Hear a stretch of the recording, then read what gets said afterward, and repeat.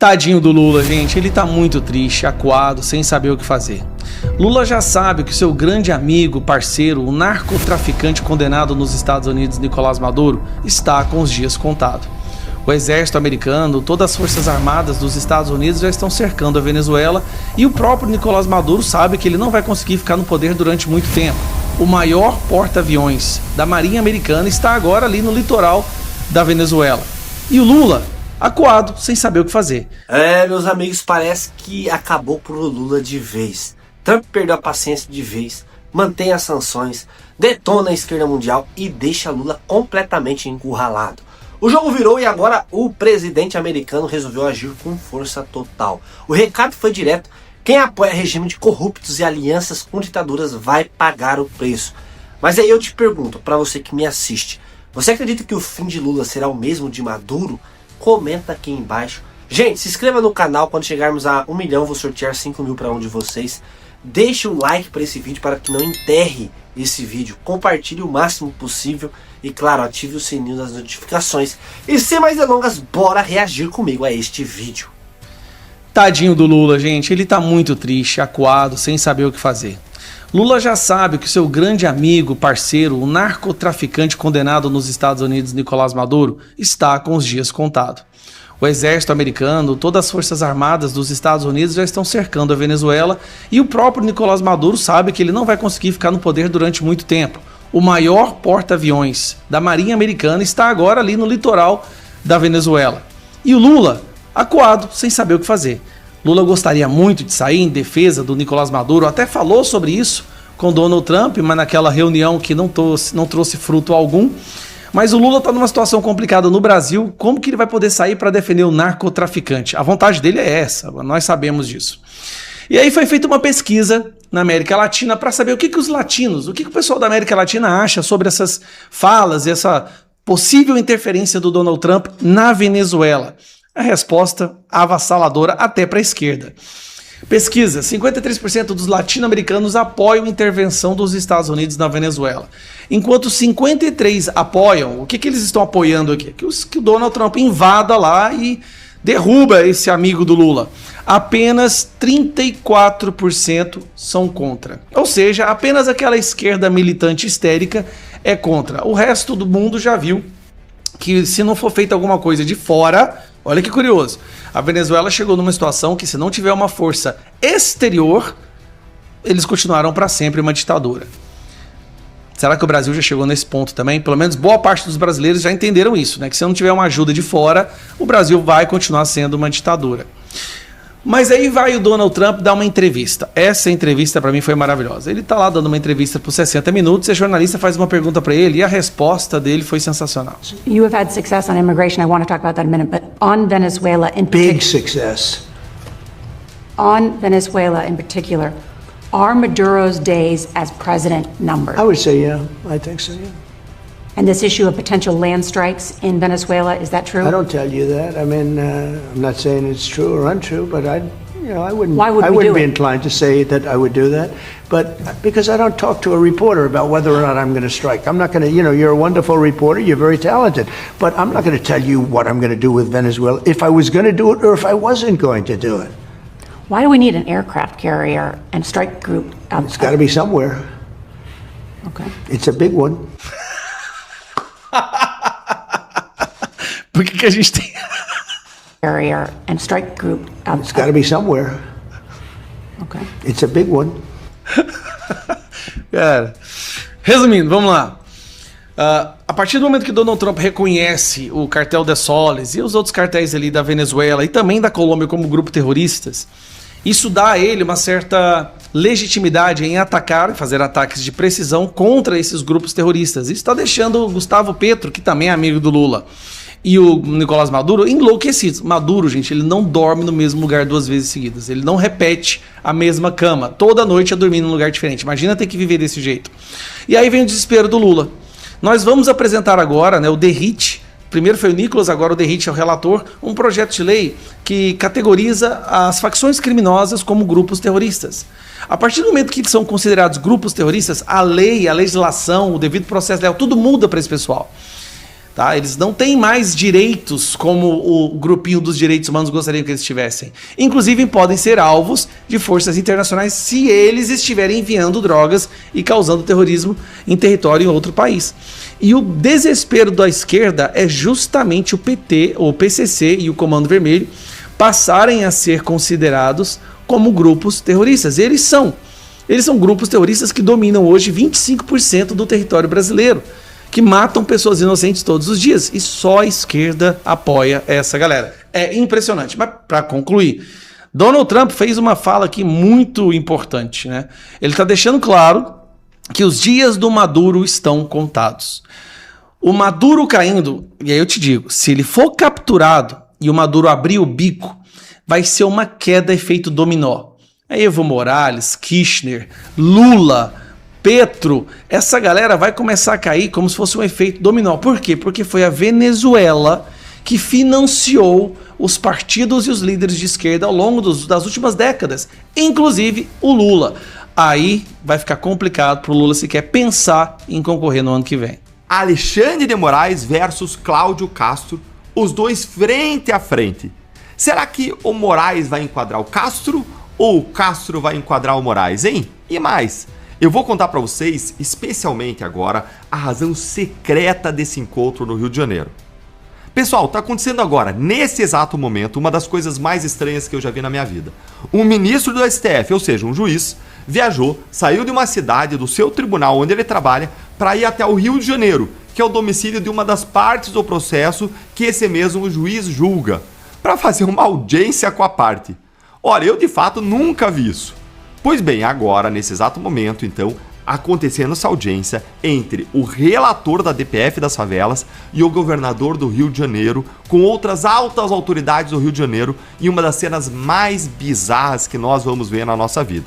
Mas tirando a bizarrice desse momento, nessa análise eu quero mostrar para você 3 coisas. Primeiro, por que esse encontro é uma bizarrice total? Segundo, como que o Cláudio Castro acertou em não receber o Moraes pessoalmente no Palácio da Guanabara? E terceiro, vou contar para você a razão secreta para esse encontro estar acontecendo. Bora lá então para o primeiro ponto. O que o ministro Alexandre de Moraes está fazendo aqui é absurdo. Vejam que o próprio ministro ele já tinha requisitado informações do governo do Rio de Janeiro e de vários órgãos públicos sobre a mega operação da semana passada. Aí, antes mesmo dessas informações chegarem, Moraes já se antecipou e marcou essa audiência com o Castro sem sequer ter os dados, sem sequer ter as informações, os subsídios necessários para que essa audiência acontecesse. Além disso, o que o Moraes está fazendo está totalmente fora do papel de juiz e de ministro do STF, e o próprio fato de que ele, o juiz da causa, está se deslocando até a parte é uma prova disso, que ele está fora do papel de juiz. O Moraes está se comportando muito mais como delegado, como uma delegacia de polícia, como um gestor, como um Ministério Público, que é quem tem o poder, aliás, o Ministério Público, de fazer o controle externo da atividade policial, como um político governante, do que como juiz ou como a gente brinca. Ele está se governando aí como Deus do Olimpo, como Senhor do Universo. É uma inversão completa das regras do jogo do nosso Estado democrático de direito, estabelecidas pela Constituição. O Moraes está fazendo algo que não tem sequer previsão legal em lugar nenhum. Isso é absurdo. E bora para o segundo ponto. O governador Cláudio Castro, do Rio de Janeiro, ele disse que ele não iria receber o Moraes no Palácio do Guanabara, olha aí, mas sim no Centro Integrado de Comando e de Controle, que é o local em que as ações da Polícia do Rio são articuladas.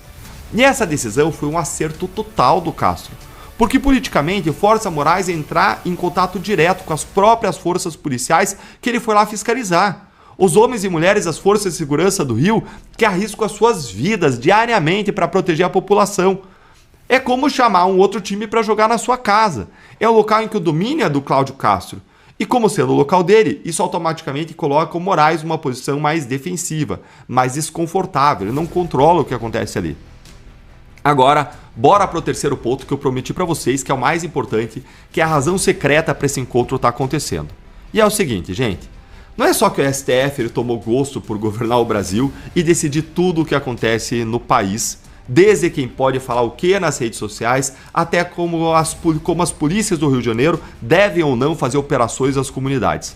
Eu até acho que é sobre isso também, tá? Que os ministros são absolutamente viciados em poder, em determinar os rumos do Brasil, do universo, mas é mais do que isso, é pior do que isso. Tem uma grande agenda por trás. E essa agenda é ampliar a atuação e o poder para a autopreservação dos próprios ministros, cuja legitimidade foi drenada por suas próprias ações. Então eles estão ampliando o poder da sua caneta para barrar a sua responsabilização. Ao comandarem o que o governador pode fazer e não pode fazer, eles afetam a chance do Castro, por exemplo, continuar na vida pública, ser ou não ser processado criminalmente, ser declarado inelegível, virar ou não senador. Lembrando que é o Senado que afeta o STF. Eles afetam até os instrumentos que o Castro tem para fazer o seu trabalho como governador. Consequentemente, afetam a popularidade do Castro. Então o STF está ampliando, por conta própria, iniciativa própria, a sua esfera de atribuições e de poder para influenciar na vida, nos rumos de um governador que é um potencial candidato ao Senado no ano que vem. Vejam que é um jogo político antirrepublicano que viola o papel da magistratura, a separação de poderes, a imparcialidade, a inércia, a impessoalidade que todo funcionário público tem que ter, viola tudo. E o que importa de verdade é a obtenção e a manutenção do poder pelos ministros. Olha, o poder eles já têm. E agora eles se agarram a ele de todas as maneiras para não perdê-lo e mais, para não pagarem no futuro pelos seus abusos. No fim das contas, é tudo sobre isso. Você acabou de assistir a um comentário que eu fiz em um programa da Gazeta do Povo, o jornal que tem no sangue os princípios cristãos conservadores que você e eu compartilhamos. Um jornal que defende a verdade e a justiça. Não esqueça de assistir ao programa na íntegra e você consegue fazer isso pelo link da descrição e também não deixe de assinar a Gazeta do Povo. Acesse agora gazetadopovo.com.br/Deltan e você também pode usar o QR Code que aparece aqui na tela ou então clicar no link da descrição do vídeo. Eu vou repetir, gazetadopovo.com.br/Deltan. Assine e ajude a Gazeta a continuar trazendo jornalismo corajoso e comprometido com a verdade, a justiça e a liberdade. Nós nos vemos lá. E o Moraes foi para o Rio de Janeiro. O Moraes, ele assumiu irregularmente, como a gente já mostrou aqui no canal, a DPF das favelas e agora vai para o Rio de Janeiro para audiências, reuniões. Mas o que está por trás dessa ida do Moraes ao Rio? O que o Moraes foi fazer no Rio de Janeiro? Eu sou André Marcília, advogado, professor de Direito Constitucional e já peço a vocês que se inscrevam aqui no canal. A gente está próximo de chegar aos 400 mil inscritos, nos ajudem a bater essa meta.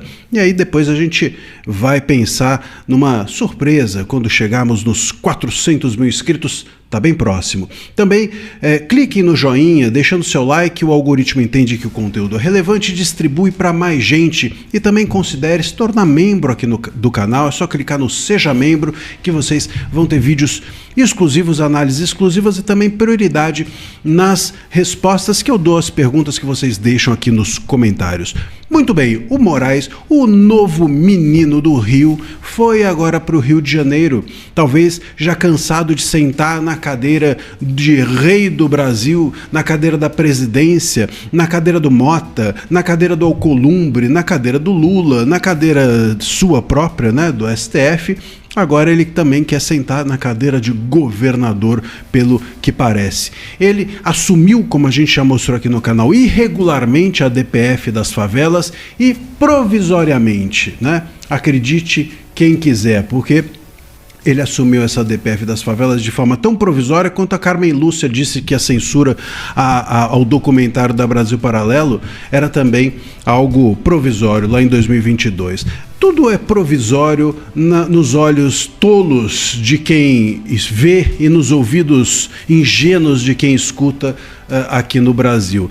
Tudo que é provisório se torna definitivo por parte do judiciário, não é? É assim que tem sido e é assim que será também nesse caso. O Moraes assumiu, é verdade, essa a segurança pública do Brasil. O Moraes passou a ser o fiscal da segurança pública do país e não vai ser só no Rio e não vai ser só provisório. Aposte nisso que eu estou dizendo, hein?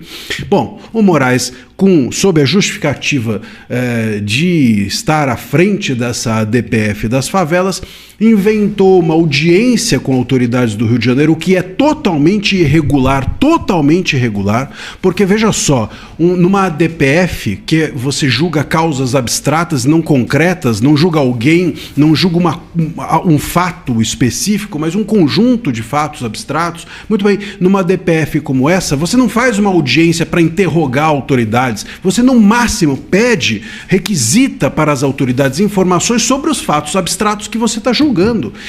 Mas o Moraes, ele sempre dá um jeitinho. Então ele fez uma audiência, ele marcou uma audiência e foi para o Rio de Janeiro pessoalmente ouvir as pessoas, as autoridades públicas. Então ele, nessa manhã, vai se reunir, é disso que trata, vai se reunir com o Castro, né? E inclusive nessa audiência com o Castro haverá outras autoridades e será a portas fechadas. Sabe-se lá por quê? Porque se é um ato público, se ele vai lá como juiz, se é uma audiência, a audiência é pública. Por que vai ser a portas fechadas? De onde que sai a legitimidade desse encontro ser a portas fechadas? E depois desse primeiro encontro, o Moraes terá ainda audiência com o presidente do TJ do Rio de Janeiro, o que ele tem a ver com isso, e com o procurador de Justiça do Rio de Janeiro, com o defensor público geral. Muito bem, e assim é a agenda do Menino do Rio, é assim a agenda do ministro Moraes, um absurdo completo, porque veja bem,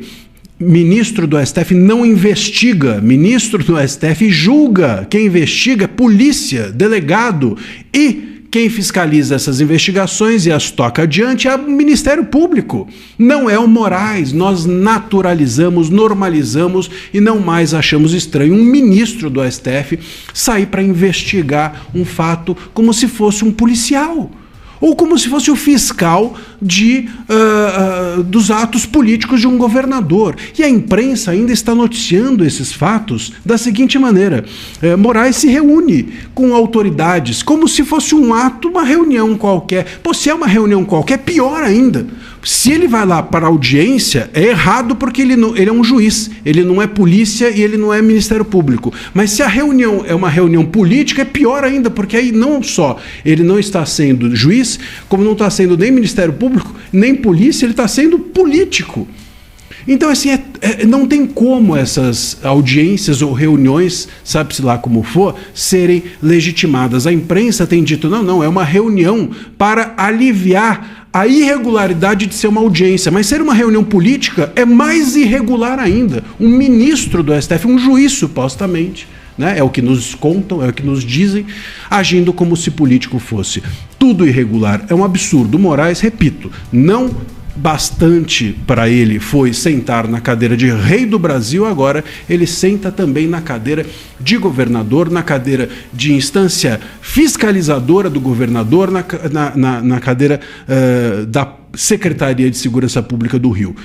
Anotem mais uma vez o que eu estou dizendo. O ministro Moraes vai pegar essa ADPF para sempre e o ministro Moraes vai, daqui por diante, mandar na segurança pública do Brasil.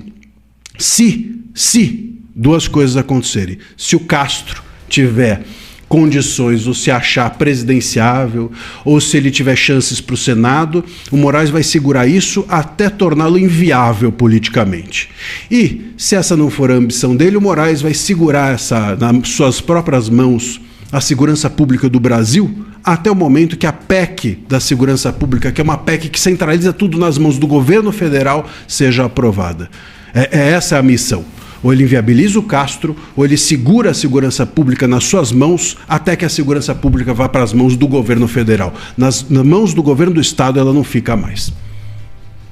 Paciência acabou. Donald Trump, em um movimento que sacudiu os bastidores internacionais, resolveu manter as sanções e mandar um recado direto à esquerda latino-americana. Segundo aliados próximos, o ex-presidente americano teria dito que não negocia com quem destrói suas próprias nações. Numa clara alfinetada ao governo Lula, nos corredores do poder, o clima é de tensão. Lula se vê pressionado de todos os lados, tentando mostrar força, enquanto a base política de desmorona sob o peso das crises e das contradições. A esquerda, que sempre idolatrava o discurso globalista, agora enfrenta um contra-ataque de proporções históricas. É o início de uma nova era ou o fim da hegemonia progressista? Comente, compartilhe, espalhe a verdade. Juntos somos a resistência contra a farsa que tentam impor. Trump deixou claro que não vai aliviar para ninguém enquanto a esquerda tenta manter o controle político na América Latina. As sanções americanas estão apertando o cerco, atingindo aliados, financiadores e até líderes que se achavam intocáveis.